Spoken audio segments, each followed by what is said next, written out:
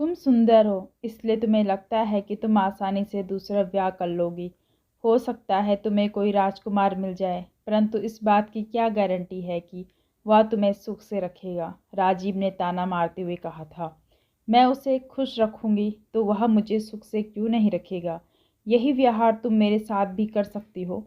तुम अपनी बेवजह की जिद छोड़ दो तो खुशियाँ पाने के बहुत सारे रास्ते खुल जाएंगे। मैं तुम्हारे साथ एडजस्ट नहीं कर सकती। तुम्हारे माँ बाप मुझे अच्छे नहीं लगते। तुम मुझे छोड़ दो। मैंने शादी.com पर अपना प्रोफाइल डाल रखा है। बहुत अच्छे अच्छे प्रपोजल आ रहे हैं।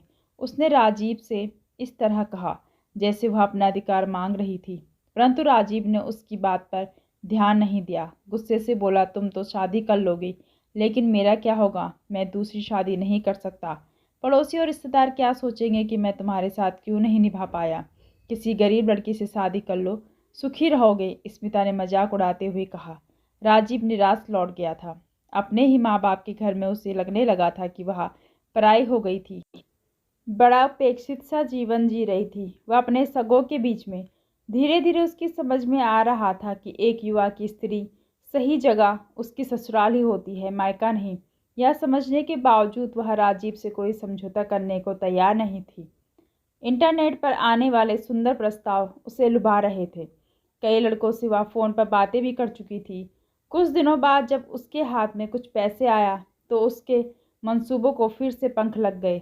उसने फिर वकील से बात की। वकील साहब, आप किसी तरह मुझे मेरे पति से तलाक दिलवा दो। फिर से अर्जी देनी होगी। इस बार केस में कोई ठोस वजह बतानी पड़ेगी। पहले वाले जज का तबादला हो गया है, अब नए जज आए हैं। कल तुम फीस के पैसे लेकर आ जाओ, परसों अर्जी दाखिल कर लेंगे। अर्जी फिर से कोर्ट में दाखिल हो गई। कोर्ट ने फिर से विचार के लिए 6 महीने का समय दिया। कानून के तहत यह निर्धारित प्रक्रिया थी। स्मिता नहीं जानती थी कि कानूनी प्रक्रिया इतनी लंबी खींचती है। इस बार 3-4 महीने में एक तारीख पड़ती तो उसमें सुनवाई न हो पाती। किसी न किसी कारण से फिर से अगली तारीख पड़ जाती। अगली तारीख भी 3-4 महीने बाद की होती। पेशियों की तारीखें लंबी पड़ती थी, लेकिन उम्र के हौसिये छोटे होते जा रहे थे। एक मन कहता अहम छोड़कर वह राजीव के पास चली जाए, लेकिन तत्काल दूसरा मन उसकी ओर इस सोच को दबा देता कि क्या वह हार को स्वीकार कर लेगी। लोग क्या कहेंगे। ससुराल पक्ष के लोग ताने मार मार कर उसका जीवन हराम कर देंगे। क्या वह अपने स्वाभिमान को बचा पाएगी। उसके अंदर अहम का नाग फनफनाकर अपना सिर उठा लेता और उसे आगे बढ़ने से रोक लेता। जब भी वह लंबे चलने वाले मुकदमे की हताश और निराश होती तो उसके कदम पीछे हटकर पति को समझौता करने के लिए उकसाते। लेकिन अहम के पहाड़ की सबसे ऊंची चोटी पर बैठी स्मिता नीचे उतरने से डर जाती। एक बार उसने अपने वकील से मुकदमा वापस लेने की बात की तो उसने कहा, अब इतना आगे आकर पीछे हटने की कोई मतलब नहीं है। वह अपनी सुंदर काया को जलाकर राख किए दे रही थी। 36 की उम्र में 45 साल की लगने लगी थी। उसके सपने टूट टूट कर बिखरने लगे थे। सौंदर्य के रंग फीके पड़ने लगे थे। उसके जीवन की बगिया में ना तो कोई भंवरों की गुनगुनाहट थी, न तितलियों के रंग। उसके चारों तरफ सूना आसमान पसर गया था और पैरों के नीचे तपता हुआ रेगिस्तान था, जिसका कोई और छोर नहीं था। मुकदमा चलता रहा। इस बीच न जाने कितने जज आए और चले गए, लेकिन मुकदमा अपनी जगह से 1 इंच भी आगे नहीं हिला था। तलाक के प्रति अब उसका मोहभंग हो गया था। कुछ और साल निकल गए, ढाक के वही 3 पात। कहीं कोई और छोर नजर नहीं आ रहा था। जब उसका शरीर सूख गया, आंखों की चमक धूमिल हो गई, सौंदर्य ने साथ छोड़ दिया, बाल चांदी हो गए, तब एक दिन जज ने उसकी तरफ देखते हुए पूछा, क्या अभी भी आप तलाक लेना चाहती हैं। उसकी सूनी आंखें राजीव की तरफ मुड़ गई थी। वह सिर झुकाए बैठा था, उसकी तरह कभी नहीं देखता था। स्मिता भी नहीं देखती थी, आज पहली बार देखा था। दोनों की आंखें चार होती तो बहुत सारे गिलवे शिकवे दूर हो जाते। अब तक 10 साल बीत चुके थे और वह अच्छी तरह समझ गई थी अब उसके लिए तलाक के कोई मायने नहीं थे। वह चुप रही तो उस वकील ने कहा, हुजूर, हम पहले ही कह चुके हैं, वादी प्रतिवादी के साथ जीवन नहीं गुजार सकती। स्मिता का मन हुआ था कि वह चीख चीख कर कर कहे, नहीं नहीं नहीं, लेकिन उस समय जैसे किसी ने उसका गला दबा दिया था। वह कुछ नहीं कर पाई थी और तब कोर्ट ने निर्देश दिया, कुछ दिन और साथ रहकर देखो। लेकिन दोनों कभी साथ नहीं रहे। दोनों ही पक्ष इस बात को कोर्ट से छिपा रहे थे।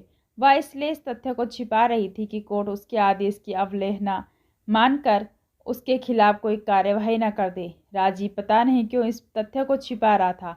संभवतः वह स्मिता की भावनाओं के कारण इस बात को कोर्ट से छिपा रहा था। सबके अपने अपने अहम थे, अपने अपने कारण थे। कोर्ट की अपनी रफ्तार थी। वह किसी की निजी जिंदगी से प्रभावित नहीं हो रही थी, लेकिन दो जिंदगियां अदालती कार्यवाही में फंसकर पिस रही थी।